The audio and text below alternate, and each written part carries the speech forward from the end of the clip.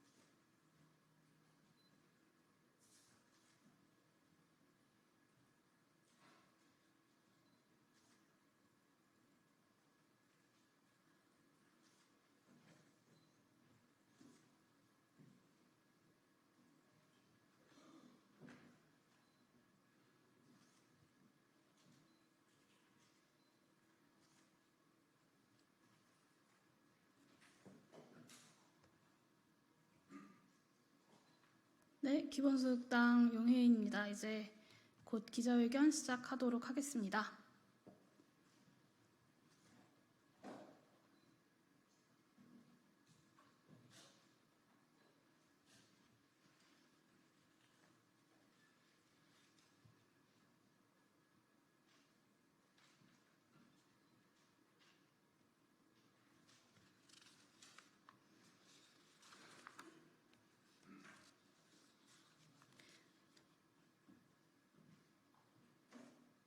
네, 기본소득당 용혜인입니다. 지금 현재 본회의장에서는 민생회복지원금 특별조치법에 대한 필리버스터가 이어지고 있습니다. 제가 4번째 순서인데요. 국민의힘 의원님께서 마지막까지 본인이 이제 발언을 계속 이어가시겠다고 하셔서 준비한 내용들을 기자회견으로 국민 여러분들께 그리고 기자분들께 전달드리고자 합니다. 민생회복지원금을 놓고 크게 범여권과 범야권이 대립하고 있습니다. 이것은 단지 여와 야의 정략적 대립이 아닙니다. 전국민 현금성 공적 이전 지출의 생산성에 대한 대립이고 우리 경제 현실에 대한 전혀 다른 진단의 대립이면서 재정의 경제 역할에 대한 재정관의 대립이고 우리 경제의 모델이었던 수출주도 성장 모델의 지속 가능성에 대한 전망의 대립입니다. 재정 권한을 두고 정부와 국회의 역할에 대한 대립도 숨어 있습니다. 민생회복지원금에 반대하는 것은 모든 국민에게 보편적으로 지급하는 현금성 재정 지출이 낭비라고 보는 것이고 이에 찬성하는 것은 이 재정 지출을 생산적 투자의 하나라고 보는 것입니다.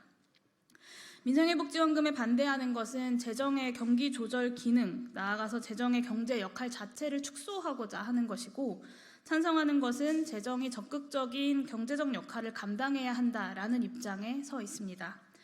민생회복지원금에 반대하는 것은 현재 수출에 대한 장밋빛 전망에 기초하고 있고 더 근본적으로 수출만이 살 길이라고 하는 70년대 박정희식 수출주도 성장 모델에 대한 집착에 기초하고 있습니다.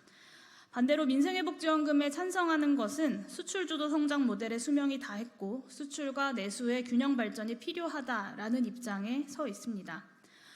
민생회복지원금에 반대하는 것은 재정은 오로지 행정부의 권한이고 국회의 재정 권한은 수동적, 보조적으로만 행사되어야 한다는 입장입니다.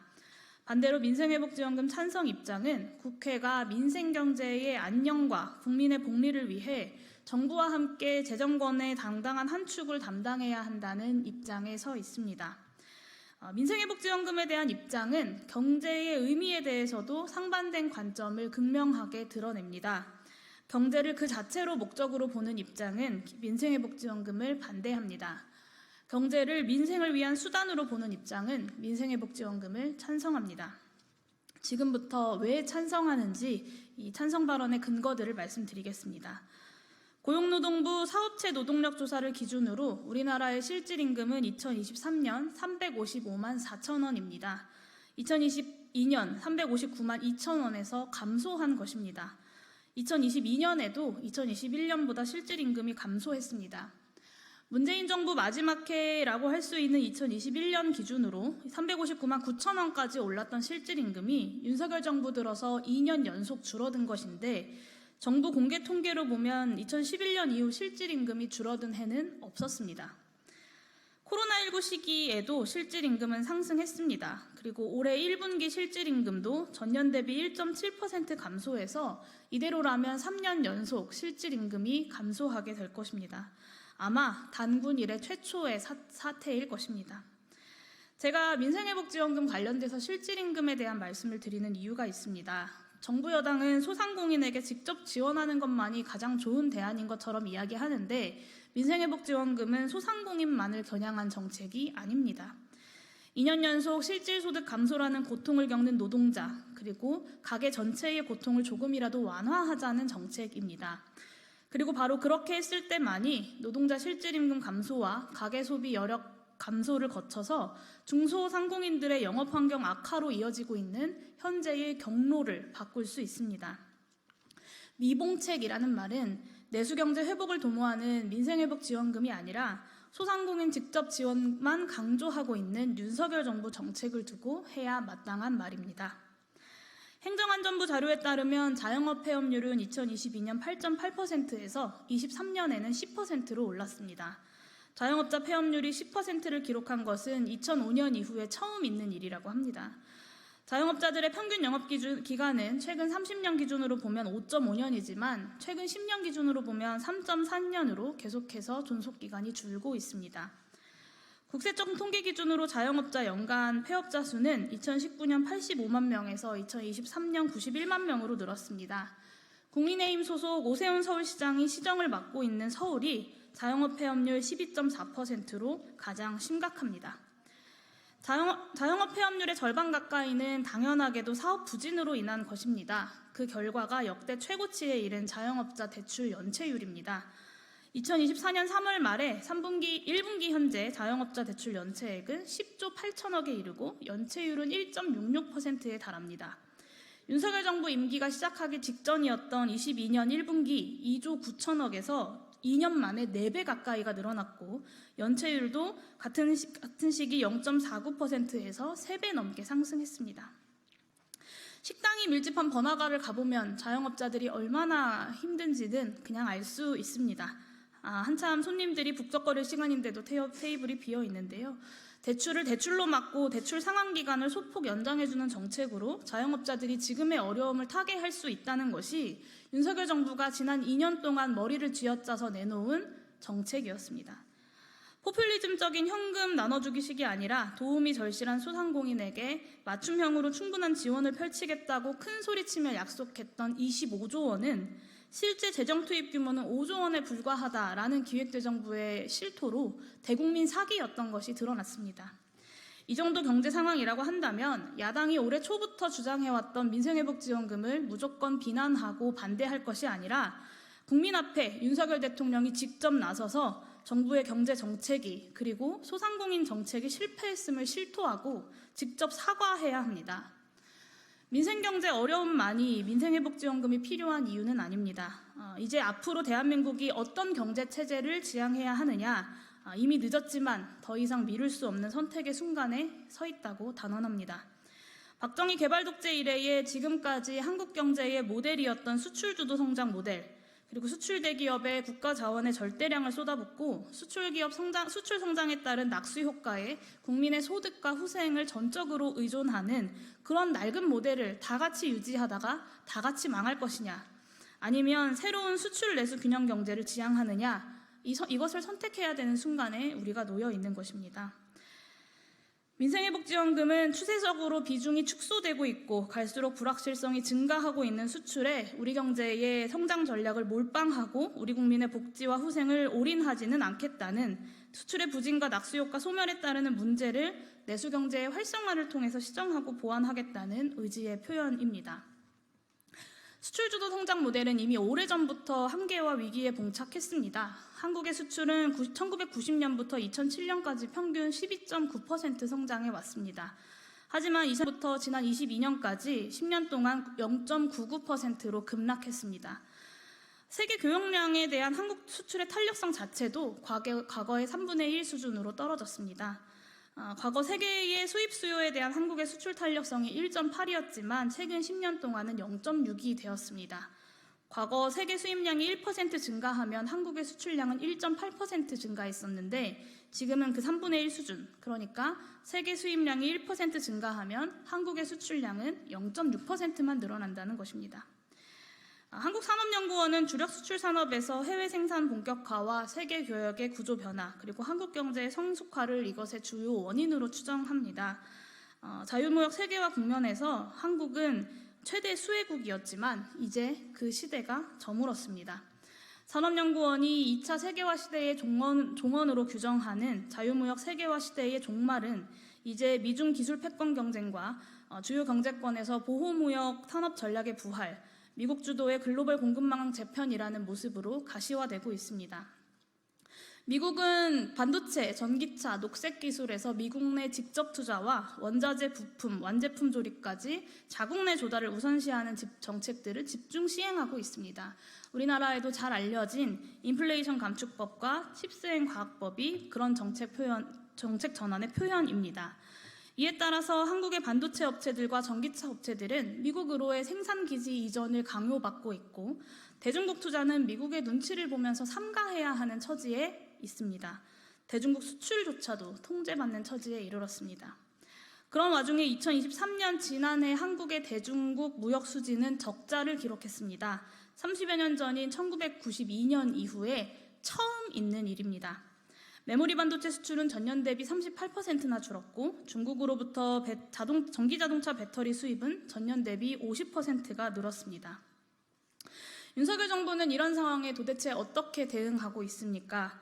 중국과 기술 패권 경쟁을 벌이고 있는 미국조차 가급적 안보 분야의 경쟁을 한정하고 경제에 미치는 충격을 최소화하기 위한 방안을 강구하고 있지만 윤석열 대통령은 한미일 군사동맹 올인 전략과 불필요한 긴장과 전쟁 위협으로 대체하고 있을 뿐입니다. 사실상 한국의 경제 전략과 산업 전략이 중국은 싫다, 미국은 좋다라고 하는 윤석열 대통령 한 사람의 기분에 의해서 좌지우지되고 있는 상황이라고 해도 과언이 아닙니다. 그리고 그 윤석열 기분 경제를 수행했던 윤석열 정부 초대 경제부총리는 어떤 평가와 반성도 없이 22대 국회에 돌아와서 집권여당의 원내대표라는 중책을 맡고 있습니다. 선거 때마다 안보와 경제는 보수가 잘한다고 했던 오랜 보수의 슬로건을 이제는 선거 때 써먹지도 못하는 신세가 되었습니다. 미국만이 아닙니다. 유로존 국가들 역시 보호무역주의 체제를 가동하고 있습니다. 특히 기후위기와 연동된 탄소무역 체제의 등장에서 가장 뚜렷하게 드러납니다. 유럽연합의 탄소국경 조정제도가 2026년부터 본격 시행될 예정인데요. 탄소 배출 상품에 대해서 기준치를 초과하는 탄소 배출 상품에 대해서 추가적으로 인증서 구매 의무, 그리고 즉 사실상의 관세를 부과하는 제도입니다. 당초에 철강과 알루미늄 등 5개 품목에만 적용하기로 했지만 유럽의회는 유기화학과 폴리머, 수소, 암모니아 배출과 간접 배출까지 적용 대상을 확대했습니다. 그리고 배출권 거래제 무상할당 제도는 단계적으로 폐지합니다. 미국도 이런 관련 입법들을 준비하고 있습니다. 미국 의회 내에 발의된 법안들을 보면 수입품에 대해 탄소 배출권을 구매하도록 하는 법안이 논의되고 있습니다. 기업들의 전력 사용을 100% 재생에너지 전력으로 충당하도록 하는 아리백 체제 역시 속도를 내고 있는데요. 국내 아리백 회원기업의 재생에너지 전력 사용률은 2021년 기준으로 7%에 불과합니다. 정부기관들이 인용하기 좋아하는 국책연구기관 KDI는 아리백 미참여 시 자동차 15%, 반도체 31%, 디스플레이 패널 40%에 달하는 수출 감소가 발생할 것이라고 이미 지난 2021년도에 경고했습니다. 그런데 윤석열 정부 어떻게 대응하고 있습니까? 아리백이 뭐냐고 되묻던 대통령 후보 시절이야 그렇다 치고 대통령이 당선된 후 정부를 책임지고 있는 지금은 뭔가 좀 달라졌습니까? 오히려 지난 4월 총선 시기까지도 아리백 좀 모르면 어떻냐라고 했던 사람이 당대표가 되어 돌아왔습니다. 각국이 재생에너지 전환을 국가 경쟁력 강화의 핵심 전략으로 설정하고 있음에도 2030년까지 재생에너지 발전비 중 30.2%를 달성한다는 문재인 정부의 목표를 10% 가까이 하락시켜서 21.6%로 만들었습니다. 아리백이 뭐냐고 되묻던 대통령과 아리백 좀 모르면 어떠냐는 여당 대표가 과연 이런 상황이 어떤 의미인지를 이해하고 있는지 매우 우려스럽습니다. 그리고 이 재생에너지가 설 자리에 핵발전을 들이밀었습니다. 핵을 숭상하고 재생에너지를 억압하는 숭핵 억제가 윤석열 정부의 국시로 보일 지경입니다. 핵발전의 반생태적인 문제는 차치한다 하더라도 유럽연합의 텍소노미에서 재생에너지로 분류되기 위한 까다로운 조건을 만족할 수 없는 상황인데도 그렇습니다. 윤석열 정부는 핵발전이 EU 녹색분류체계 텍소노미에 포함된다고 변명했지만 2050년까지 고준위 핵폐기물 영구처분장을 건설하고 후쿠시마 같은 중대사고에도 안전한 핵연료를 사용한다라고 하는 텍소노미의 조건을 과연 대한민국의 핵산업이 만족시킬 수 있습니까? 결과적으로 대한민국의 기업들의 아리백 경쟁력은 현재로서는 가망이 없는 상태입니다. 네, 수출주도 성장의 유효성이 소실됐다는 것은 자유무역 세계화 시대의 중단으로 인한 것만은 아닙니다. 수출이 아무리 잘 돼도 그것이 일자리 확대와 가계소득 증가로 이어지는 낙수 효과가 끝났다는 의미이기도 합니다. 과거에는 수출의 낙수 효과가 일정하게 작동을 했기 때문에 국민들의 합의 수준이 높을 수 있었습니다. 그런데 이제 이 낙수 효과는 거의 소실됐습니다.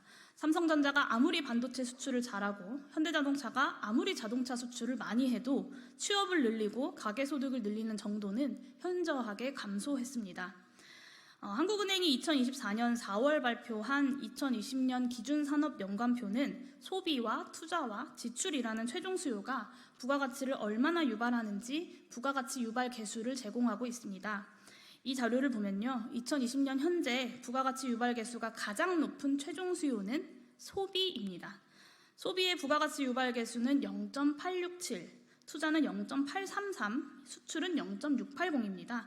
그리고 이 소비 중에서도 정부 소비 지출이 0.907로 가장 높습니다. 정부의 재정 지출이 경제 성장 효과가 가장 높다는 것을 의미합니다. 그리고 이 지표들은 경제 성장의 수출보다 내수 기여도가 더 중요하다는 의미를 담고 있기도 합니다. 그럼에도 윤석열 정부는 여전히 수출 대기업 올인 전략을 취하고 있습니다. 2023년 조세지출 예산서에는 재벌 대기업에 대한 조세 감면 수혜가 2021년 10.9%에서 2023년 16.7%로 증가한 것을 확인할 수 있습니다. 윤석열 정부가 줄기차게 추진하는 수출 대기업 감세보다 민생회복지원금 같은 정부 재정 지출이 경제 성장에 더 효과적이라는 것을 한국은행 산업연관표 자료가 드러내고 있습니다. 수출이 늘어도 과거와 같은 낙수 효과가 생기지 않는다는 것은 다른 자료를 통해서도 확인이 가능한데요. 산업별 취업 유발 계수 통계를 보아도 확인하실 수 있습니다. 취업 유발 계수는 최종 생산물에 대한 수요가 10억 증가할 경우에 전체 산업에 직접 간접으로 늘어나는 취업자 수가 얼마인지를 나타내는 통계입니다. 수치입니다. 우리나라 수출의 주력을 차지하는 제조업의 취업 유발 계수는 2000년에 15명이었습니다. 근데 2019년에는 이것이 6명으로 급감합니다. 제조업 안에서도 최대 수출 품목인 반도체 산업의 취업 유발 계수는 같은 기간 5명에서 이제 2명으로 전락했습니다. 또 다른 주력 수출 부문인 자동차 분야도 2000년 14명에서 현재 8명으로 감소했습니다. 물론 제가 이 말씀을 드리는 것은 수출이 우리 경제의 지속 가능성과 발전에 의미가 없다는 말씀을 드리려는 것이 아닙니다. 수출은 여전히 중요합니다. 하지만 경제 전략에 있어서 과거와 같은 비중을 수출만이 차지할 수는 없다는 말씀을 드리는 것입니다. 대내외적 조건은 변화하고 있고 이에 따라 대한민국의 경제 전략도 발맞춰서 변화해야 된다는 것입니다. 수출만이 살 길이고 이를 위해서 재정자원과 금융자원 그리고 정책자원과 심지어는 재벌 지배가문의 위법에 대한 솜방망이 처벌까지 온갖 종류의 재벌 수출 대기업 특혜 경제체제를 유지 강화하는 것이 더 이상 대한민국 경제 구조와 국제 통상 환경 변화에 부합하지 않는다라는 말씀을 드리는 것입니다.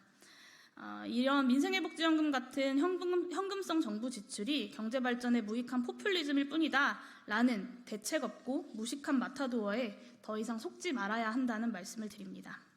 이제 민생회복지원금 반대 논거에 대한 반박을 해보겠습니다. 먼저 첫 번째는 현재 상황이 경기회복세여서 경기 진작을 위한 재정 지출이 불필요하다는 것입니다. 윤석열 정부가 현재 상황을 경기회복세라고 진단하는 가장 큰 근거는 1분기 수출 성장인데요. 올해 1분기 실질 GDP 성장률은 직전 분기 대비 1.3%입니다. 2021년 4분기에 1.4% 성장 이후에 3년 3개월 만에 가장 높은 수치인데요. 근데 2분기에 어떻게 되었습니까? 마이너스 0.2입니다. 2022년 4분기 마이너스 0.5% 이후에 6분기 만에 가장 낮은 성장률입니다. 1분기와 2분기 합친 상반기 전체로는 2.8% 성장했는데 이건 한국은행 전망치 2.9%보다 낮은 수치입니다. 2분기 성장률이 낮게 나오니까 기획재정부는 1분기 성장률에 따른 기저효과라고 변명합니다. 같은 논리라면요. 윤석열 정부가 득이양양하면서 자랑했던 1분기의 예상보다 높은 성장률 역시 그 이전 분기의 낮은 성장률에 의한 기저효과라고 말해야 할 것입니다. 도대체 다음 분기에 자기 발에 자기가 걸려 넘어질 해석 왜곡을 왜 하는지 잘 이해가 가지 않지만 여기서 그 문제를 다루지는 않겠습니다. 저는 일관되게 민생회복지원금 이슈가 제기된 초기부터 현재 경기 상태가 완연한 회복세와는 거리가 멀다라는 것을 강조해 왔습니다. 정부는 지금까지도 경기가 회복세에 접어들었다고 자신하고 있는데요. 최근에 경기종합지수 수치들을 보면 저의 판단이 옳았다는 것을 증명하고 있습니다.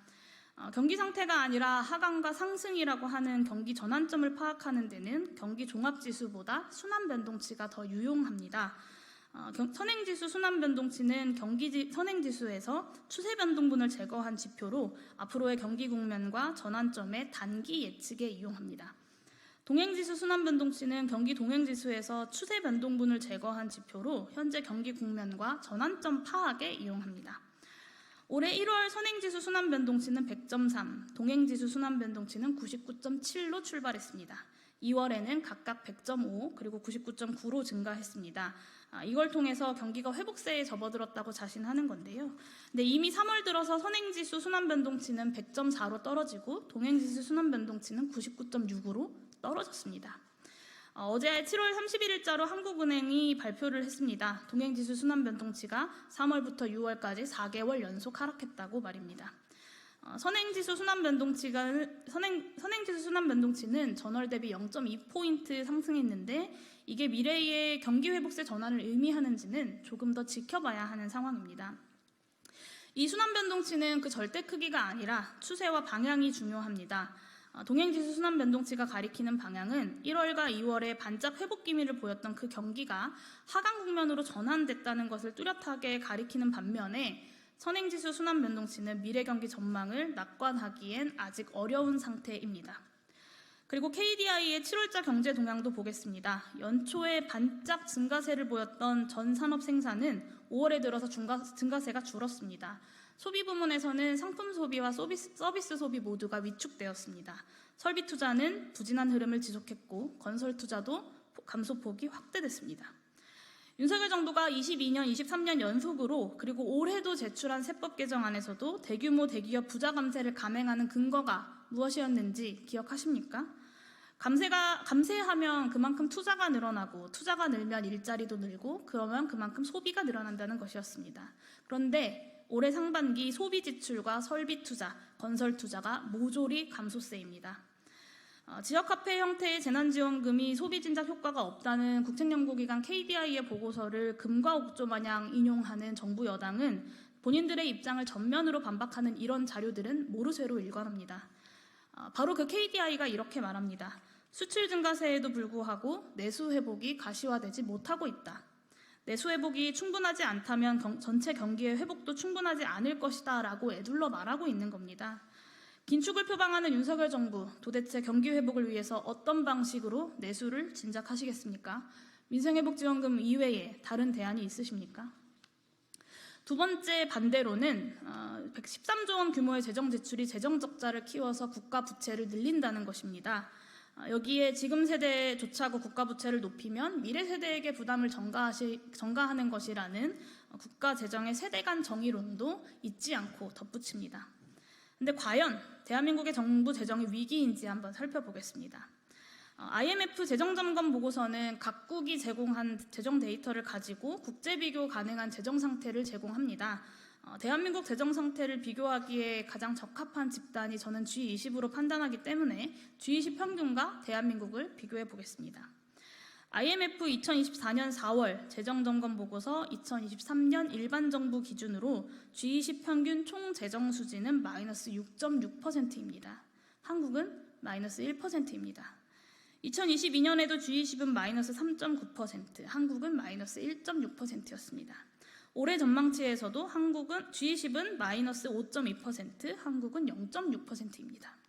정부 여당 주장대로 지금 대한민국의 정부 재정이 지출 여력이 없다라고 한다면 G20 국가들의 평균 재정 상태는 이미 예전역의 파탄에 이르렀다고 봐야 할 것입니다. 재정 수지 이야기가 나와서 민생회복지원금 13조 원이 과연 그 수치만큼, 그 숫자만큼 재정 수지의 악화로 이어질지도 한번 따져보겠습니다. 다 아시는 것처럼 기재부는 숫자의 마법사입니다. 이런 숫자 마법은 IMF나 OECD 같은 국제기구들의 회계 기준과는 다른 대한민국 기획재정부가 발명한 국가회계 기준을 사용하기 때문입니다. 예를 들어 2023년 예산에서 정부 융자금 지출이 전년 대비 5조 줄었고 출자금도 1.9조 원 줄어서 총 합쳐서 6.9조 원이 줄었습니다. 융자금이나 출자금은 원금이나 이자에 더해서 회수될 자금입니다. 그래서 융자금이나 출자금을 늘리거나 줄인다고 해서 정부 재정 상태에 미치는 영향은 거의 없어야 정상입니다. 이게 국제적으로 통용되는 발생주의 회계 개념입니다. 그런데 기재부가 발명한 총지출 개념은 정부가 빌려주는 돈도 총지출에 계산합니다. 정부가 빌려주는 돈만 전년보다 줄이면 재정 수지도 좋아진다는 이야기입니다. 이게 2023년 예산에서 벌어진 일입니다. 이거 말고도 재정지표를 조작하는 방법은 무궁무진합니다. 재정지표의 건전성을 주문한 이상 민생회복지원금 13조 원 지출이 재정건전성 지표에 별 영향을 미치지 않도록 만드는 것은 기획재정부 입장에선 어렵지 않은 일이라는 겁니다. 제가 여기서 드리고 싶은 말씀은 재정건전성이 중요하지 않다는 말이 아니라요.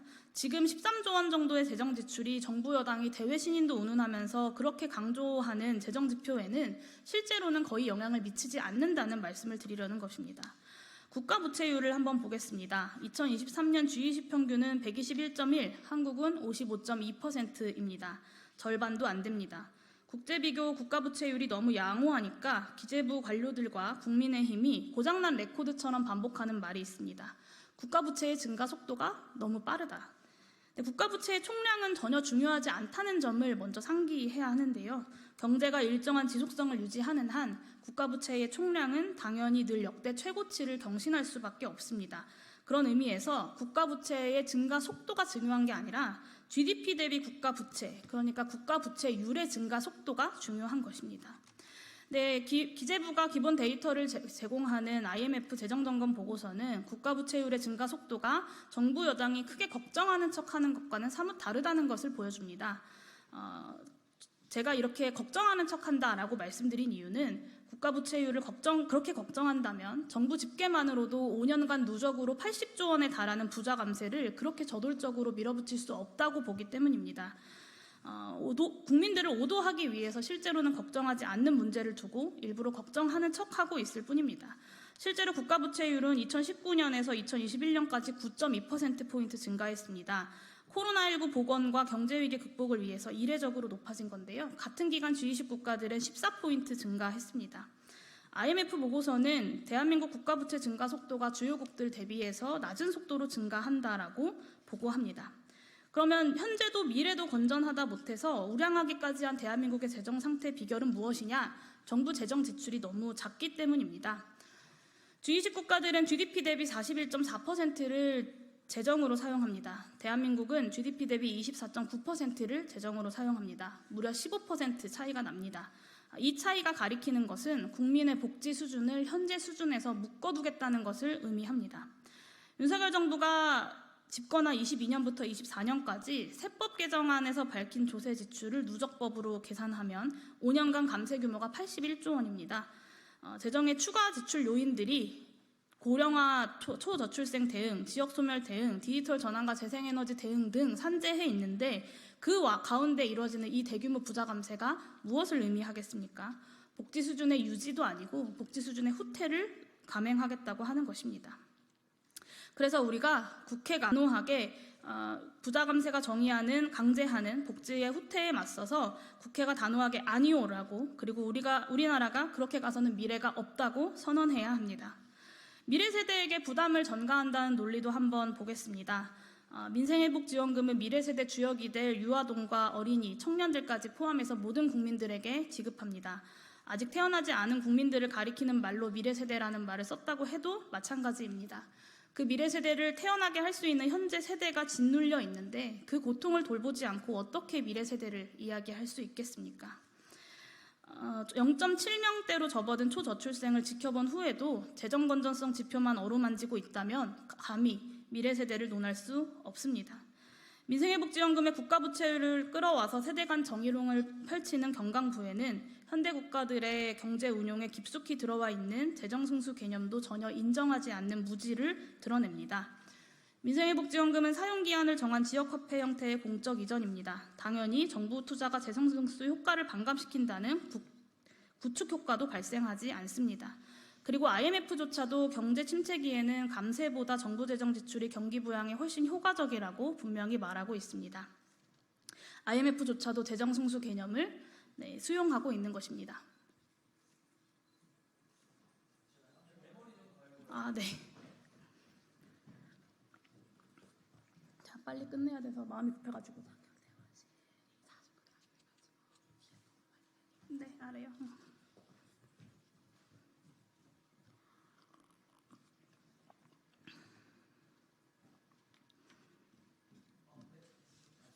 네. IMF조차도 재정 승수 개념을 수용하고 있습니다. 이 재정 승수 개념을 국가 부채 문제에 적용하면 GDP 대비 국가 부채의 비율이 국가 부채율이다라는 것을 새삼 다시 환기할 필요가 있습니다. 분모인 GDP가 증가하면 분자에 해당하는 국가 부채의 크기는 상대적으로 줄어든다라는 것이 국가 부채율에 내포된 의미입니다. 네. 그래서 법률대로 시행할 경우 13조 원 안팎의 정부 재정 지출이 일어날 때 재정 지출의 승수를 0.5라고 하면 이건 국책연구기관인 조세재정연구원이 아주 보수적으로 추산한 재정 승수인데요. 10조 원의 재정 지출을 하면 5조 원의 증가로 GDP 증가로 돌아온다는 의미입니다. 그런다고 한다면 전부 국채로 13조 원을 조달한다고 해도 이로 인해서 발생하는 국가 부채율의 증가는 크지 않습니다. 왜냐하면 분모인 GDP가 그만큼 커졌기 때문입니다. 그러니까 우리나라에서 정부 여당과 기재부 공무원들이 이 13조 원이 고스란히 국가 부채율에 반영돼서 대한민국 재정이 망가진다는 것은 사실이 아니다라는 말씀을 드리는 겁니다. 세 번째 반대로는 물가 이야기입니다. 물가 인상은 분명히 민생의 재앙인데요. 이 물가 인상의 원인이 무엇인지, 그리고 13조 원 재정 지출이 물가에 미치는 영향이 클지 미미할지를 따져보지 않는다면 그저 공포심 조장에 불과합니다. 일단 물가 인상 추세가 잡혀간다는 윤석열 정부의 주장 자체가 섣부른 진단입니다. 오름폭은 둔화했지만 1분기, 2분기 소비자 물가지수가 연속해서 상승했습니다. 한국은행이 발표하는 근원물가지수 역시 오름세를 유지하고 있습니다. 이 물가가 잡혀가고 있다고 섣부르게 진단하는 것이 아니라 민생회복지원금의 목적이 무엇인지를 보아야 합니다.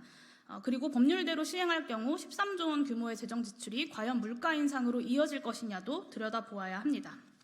제 논점은 이미 오를 대로 오른 물가 인상 때문에 너무 고통스러운 서민들의 고통을 완화하자는 것이고, 민생회복지원금은 국민 대다수를 이루는 이분들의 고통을 경감시키는 효과는 큰 반면 추가적인 물가 인상 요인은 제한적이라는 것입니다.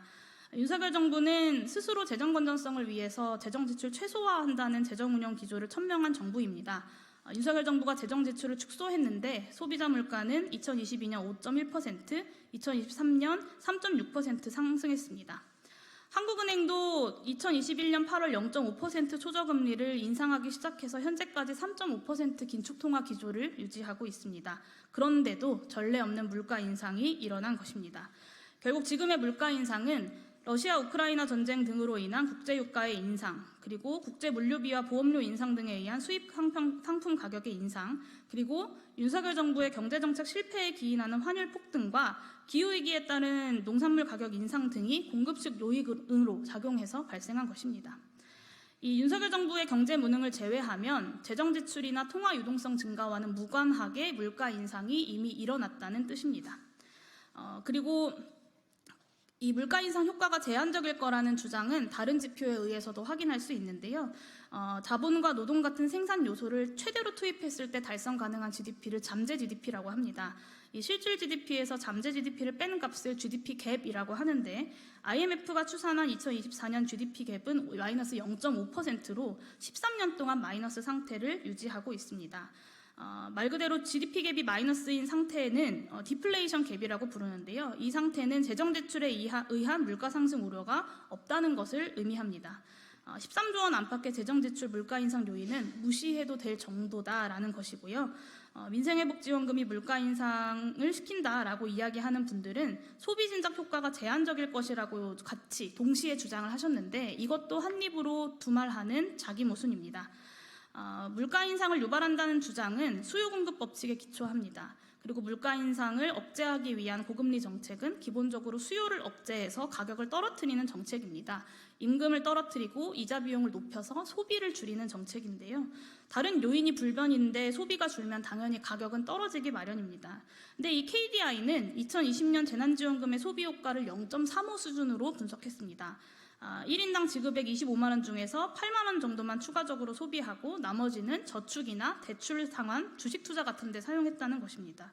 이 KDI의 분석을 그대로 인용하면 물가 인상 효과도 제한적이다라고 말해야 소비 효과가 크지 않다라는 국민의힘의 주장이 일관성을 갖게 되는 것입니다. 네, 보편적인 현금성 공적 이전에 무조건 반대하려다 보니 자신들이 하는 주장 안에서도 충돌이 생기는 모순적인 상황입니다. 네, 그리고 마지막으로 부자들을 포함해서 전 국민에게 지급하는 이 어려운 계층들에게 그리고 소상공인에게 두텁게 직접 지원하는 것이 더 낫다는 주장에 대해서 반박하겠습니다. 제 반박을 미리 요약하면 민생회복지원금 안 준다고 그 13조 원 재원으로 더 어려운 계층에게 더 두텁게 지원하는 일은 지금까지 한 번도 일어난 적이 없고 앞으로도 일어나지 않을 것이라는 점입니다. 오히려 윤석열 정부에서 일어나는 일들은 상위 0.1% 부동산 부자들에게 25만 원의 10배에 가까운 종부세를 깎아주는 일이었습니다. 두 채, 세 채, 네 채 가진 다주택자의 양도소득세도 깎아줬고요. 국내 투자에 아무 효과 없는 것으로 판명된 수출재벌 대기업에 대한 10조 원 규모의 법인세 감면 혜택을 주었습니다. 올해 세법 개정안에도 아주 파격적인 부자 감세안들이 제출되어 있습니다. 이쯤 되면 명확해졌습니다. 13조 원 아껴서 어려운 계층들에게 두텁게 지원하자는 것이 아니라 13조 원 아껴서 상위 1%와 상위 0.1% 슈퍼 리치들을 두텁게 지원하자라는 것이 정부 여당의 주장입니다. 소상공인에게 직접 지원하는 것이 낫다는 주장도 마지막으로 말씀드리겠습니다. 지나치게 높은 자영업 비율이 문제라면서 자영업 구조조정의 필요성을 윤석열 정부는 이야기하는데요. 그런 자영업자들이 폐업하고 나면 막대한 빚까지 지고 폐업하게 될 텐데 재기할 수 있는 변변한 일자리가 있기는 합니까? 대한민국의 채무자 회생제도가 자영업자들의 빠른 회생을 지원하는 만큼 제대로 정비되어 있습니까? 정부가 7월 3일 발표했던 소상공인 자영업자 종합대책의 재정 지출액이 하필 25조 원입니다. 근데 이 25조 원이 순수한 재정 지출입니까? 대부분은 금융, 대출과 관련된 돈입니다. 30조 원 규모의 채무조정 프로그램인 새출발기금의 채무조정 목표 금액을 10조 원 확대한다고 합니다. 근데 이것도 계획일 뿐이지 실제로 예산이 반영된 것도 아닙니다. 그리고 새출발기금은 지금도 까다로운 채무조정 조건으로 실적이 미미해서 확대하려는 10조 원이 실제로 채무조정에 사용될 가능성도 별로 크지 않습니다. 그리고 기존 보증부 대출을 신규 보증부 대출로 전환하는 보증 규모가 5조 원인데요.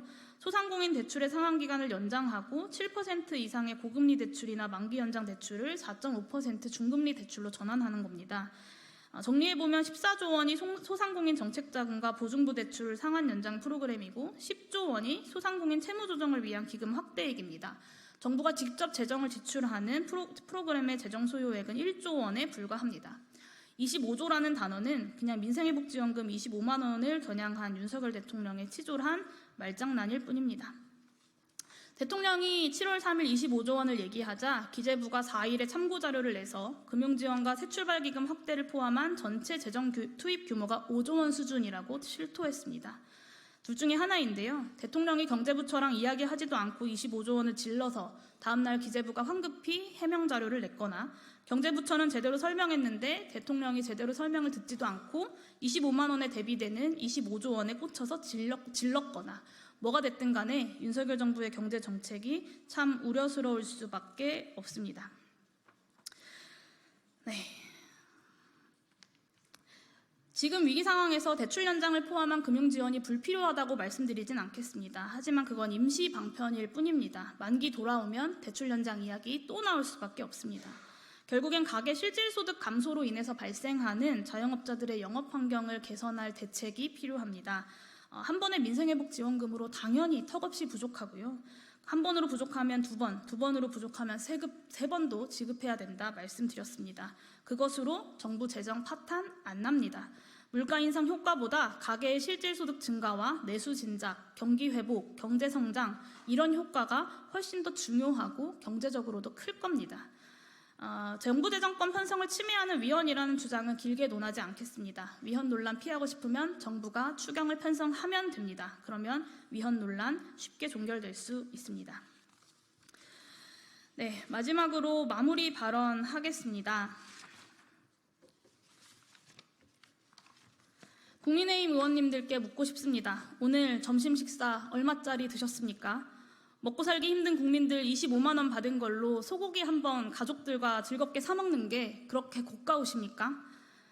최저임금 100원 올리면 나라 망한다고 하면서 연 100만 원 기본소득 가지고는 시급 400원 올리는 수준인데 용돈이고 푼돈일 뿐이라고 비난합니다. 국민 여러분, 기득권 세력은 늘 이렇습니다. 늘 최저임금이 조금이라도 오르는 건 반대한다. 우리 서민과 중산층 경제를 살리기 위한 방안에는 단 한 푼도 아깝다고 이야기합니다. 그리고 부자들에게 가는 수십억과 수억의 혜택은 정당한 권리라고 이야기합니다. 무상급식 반대했던 사람들, 최저임금 인상 반대했던 사람들, 강자만을 위한 감세에 앞장섰던 사람들 누구였습니까? 국민들이 이제는 복지를 늘려야 한다, 민생경제 살리기 위해선 호주머니가 두둑해져야 한다라고 주장할 때마다 다음번에 지원하겠다, 지금은 상황이 좋지 않다, 다른 방법을 찾겠다고 이야기하다가 말로만 끝내버리는 자들이 과연 누구입니까? 국민의힘을 비롯해서 공고한 기득권 세력입니다. 도대체 언제까지 이 지긋지긋한 소수만을 위한 정치를 반복해야 합니까? 지난 코로나 전국민 재난지원금 때도 그랬습니다. 전국민 재난지원금 용돈 수준이다, 낭비일 뿐이다, 그렇게 윽박지르는 배부른 자들의 정치를 이제는 이 국회에서 쫓아내야 합니다. 겉으로는 국가재정 걱정한다고 말하면서 복지와 확대, 재분배의 확대는 반대하고 늘 부자들에 대한 감세는 어떻게든 통과시키려고 하는 국민의힘과 집권 여당의 저 지독한 위선을 더 이상 지켜봐서는 안 됩니다. 국민 여러분, 대한민국 헌법은 우리 모두가 존엄한 존재라고 규정하고 있습니다. 하지만 우리는 더 요구해야 할 권리가 있습니다. 대한민국 정치와 경제의 방향을 결정하는 이곳 국회는 대한민국 국민들의 존엄을 위해 복무해야 할 의무가 있기 때문입니다. 지난 전국민 코로나 재난지원금 때 보았던 한 분의 인터뷰가 아직도 잊혀지지 않습니다. 한평생 국가에 꼬박꼬박 세금 내왔는데 이렇게 힘들고 어려울 때 지원받는 게 그렇게 문제인가? 맞습니다. 그게 맞습니다. 존경하는 국민 여러분, 이론은 회색이고 우리 삶이야말로 총천연색입니다. 우리 삶의 민생회복 지원금 25만 원 필요성이 민생회복 지원금 25만 원의 필요성에 우리의 삶이 가장 큰 근거가 아니겠습니까? 저는 너무나 분노스럽습니다. 국민의힘과 보수 언론들의 악랄한 말들이 너무나 화가 납니다. 전국민 지원금 지급하면 국민들이 소고기나 사 먹지 뭘 생산적인 거 하겠냐라고 비웃는 이들, 용돈 수준밖에 더 되냐고 비웃는 이들, 100억씩 10억씩 주지 왜 25만 원만 주냐고 배한양대는 대통령에게 분노합니다. 국민 세금으로 수백만 원짜리 비싼 밥 사 먹는 것이 일상인 이들에게, 매일같이 소고기 사 먹어서 소고기가 질려버렸을 이들에게 수천만 원, 수십억씩 세금 깎아주면서 국민들 호주머니에 들어갈 25만 원이 그렇게 아깝다고 이야기하는 것 아닙니까? 저는 이런 말들에 너무나 큰 모욕감을 느낍니다. 그리고 모욕감을 넘어서 극한의 분노를 느낍니다. 노동자들은 최저임금 10원 올리려고 목숨을 걸고 싸우는 세상입니다. 이 지독한 경제 위기에 동네 사장님들은 나 홀로 혹은 가족들과 맞교대로 새벽부터 나와서 다시 새벽까지 일하는 세상입니다. 100원, 아니 10원 더 싼 생필품 찾으려고 마트에서 인터넷 사이트에서 뒤지고 또 뒤지는 우리 국민들의 삶을 어떻게 이렇게 모욕할 수 있단 말입니까? 그러니 함께 분노합시다. 그리고 더 강경하게 요구합시다. 민생회복지원금 25만 원 한 번으로 부족하면 2번, 3번 하자고 요구합시다. IMF도 수없이 많은 국제기관들과 연구기관들 중에 대한민국의 재정이 너무 불안해서 민생회복지원금 25만 원 하면 안 된다라고 말하는 국제기구들 없습니다. 그냥 국민의힘과 정부의 뇌피셜일 뿐입니다. 불평등에 심화는 경제성장률마저 갉아먹는다는 것이 이미 합의된 국제적 합의입니다. 이 거대한 불평등을 축소시키기 위한 국가의 재정적 책임을 다하고 있지 않는 나라가 바로 대한민국입니다. 부자들에게는 80조 원씩 실컷 감세해놓고 국민들에게 돌아가는 민생경제 살리는 13조는 결코 용납할 수 없다는 것이 도대체 무슨 논리가 있습니까? 이런 파렴치한 정권이 도대체 어디 있습니까? 수치 하나 제대로 분석하지 못하고 1, 4분기에 했던 말 2, 4분기에 거짓말이었다고 들통나는 대통령이 어제 발표한 자료가 사실은 거짓말이었다고 다음날 인정하는 그런 정권이 국정 운영에 무슨 자격이 있겠습니까? 그러니 우리가 더 요구합시다. 오늘 통과시킬 민생회복지원금은 시작일 뿐입니다. 대한민국의 국민들은 더 요구하고 더 보장받아야 할 권리가 있는 존엄한 국민들이기 때문입니다. 국민의 존엄을 위한 정치, 그리고 살림살이 좀 나아지게 만드는 정치를 위해서 존경하는 국민 여러분들과 늘 함께 호흡하면서 뛰겠습니다. 긴 시간 들어주셔서 감사하고요. 기자회견 기다려주신 동료 의원님들께도 감사하다는 말씀 드립니다. 감사합니다.